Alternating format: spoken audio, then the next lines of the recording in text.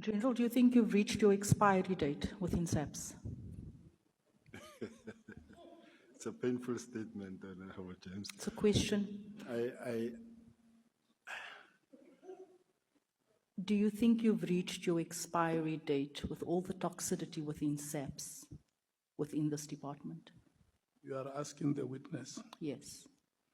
May you please rephrase it? Excuse me, Chair? Rephrase it. Do you think with everything that is currently happening within the environment that you are meant to serve and protect, you have reached, you said you are overwhelmed with everything that is going on? I am overwhelmed, but I still believe that I have a contribution to make still, and then given an opportunity by the people of South Africa and the leadership of the country, given an opportunity, I still have time. Okay. General, yesterday, another shocking revelation was made when you said that over 6,000 dockets within SAPS has gone missing. 6,000 dockets of murder, 6,000 dockets of rape has just gone missing, it's vanished. Of those 6,000 dockets, what percentage of those dockets do we have people, inmates right now? It is costing South Africans 463 Rand per day. You mentioned yesterday that those cases, those people are going to court and back, and they don't know where the dockets are. And this is why I asked, do you think you've reached your expiry date? Can you elaborate on what you told us yesterday with regards to dockets just being missing? Honorable James, honestly speaking, I wouldn't say they are just missing. I'm saying, as the head of detectives, I have a system that is still open. Dockets are not closed. It is my job to trace those dockets where they are so that the system can be updated. I never said dockets are missing, they are gone, nobody knows where they are. But in what I was trying to demonstrate here was that it shouldn't be that when I said I want to know where the cold cases are so that I can account for them, then the National Commissioner will say, I wanted the cold case murders because of the Senzo Meiwa case, which is unfortunate. But I have cases that are at IPIT, I have cases that are at DPCI, I have cases that are at ORS, and those cases remain open in the system. I don't say they are missing, they are open in the system. Now, my job is to say, bring all those cases, let us update the system, and let us make sure that the system is updated and the performance of the detectives will improve.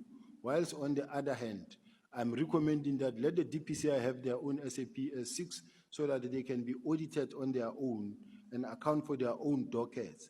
Let us have IPIT having its own SAP 6 so that it can also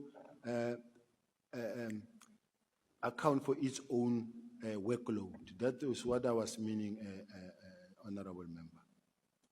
General, you clearly said yesterday that the dockets are unaccounted for, and this is why we have cases being remanded repeatedly. That is what you said, but I'm going to accept your response for now.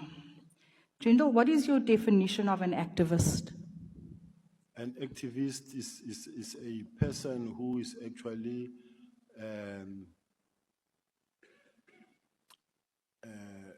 an activist is a person who's I'm looking for the right English word, Chair, who is actually no, it's not a difficult word. It's just this word that is disappearing in my mind.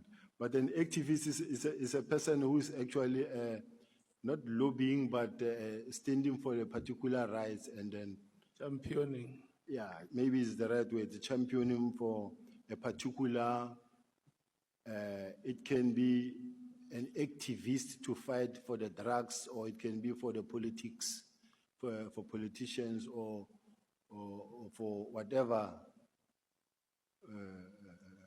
maybe environment movement you want to support.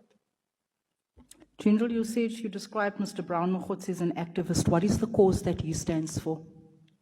He's a politician there in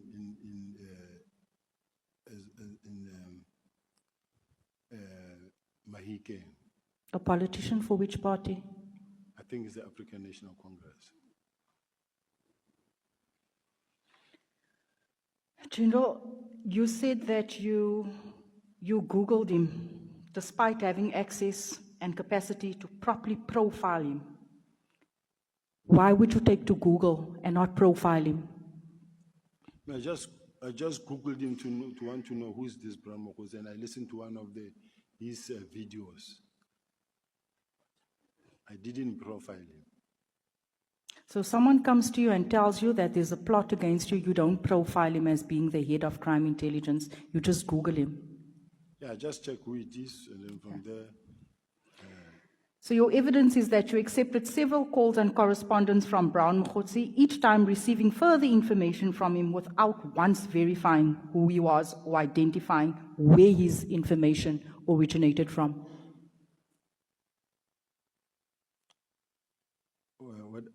Can you please repeat, Honorable Member?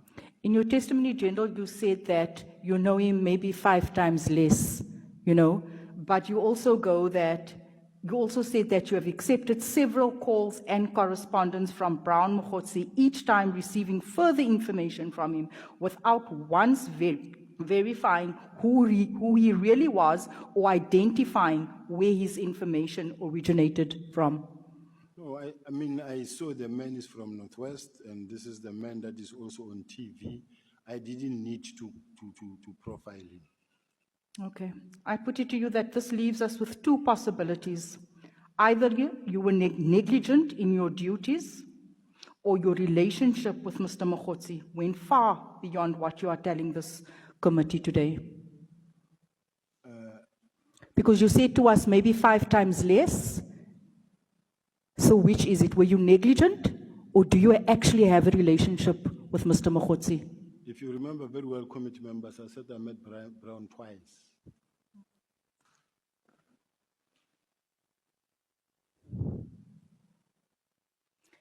General, you also state that you were here for and I know my colleagues has asked this, what was the risk grading for the January 8th event in the Western Cape? What was the risk grading as per JOC? It's something that I may not respond accurately, but it was obviously high.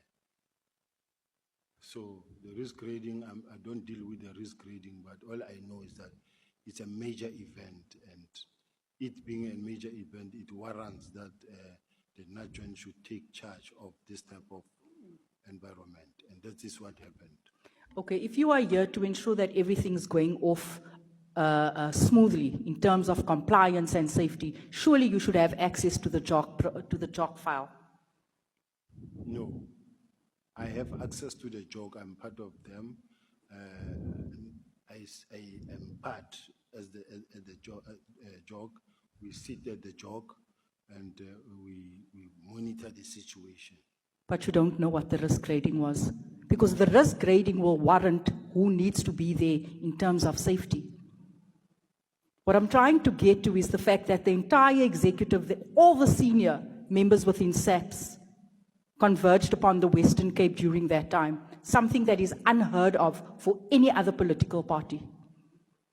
And you said that this is done for all major events. You said that the same is done. I'm not sure if you said that. Has this ever been done for EFF, DA, MK, or even Action SA? And you also say that it's not the first time that you do this. Chair, I think that's a political statement that must be attended to. It can be answered by the National Commissioner, perhaps not me. You are not going to answer that? No, I think it's a political statement. I don't want to You answer. could tell us, this committee, that you do it every year annually. You all show up because it's a very important event. Now that I pose a question to you, you say you are unable to answer. I don't say I'm unable to answer per se, but I feel that it's a political statement because I've had situations where I know that there's deployment made even in all the stadiums, because the police are expected to participate in all the stadiums.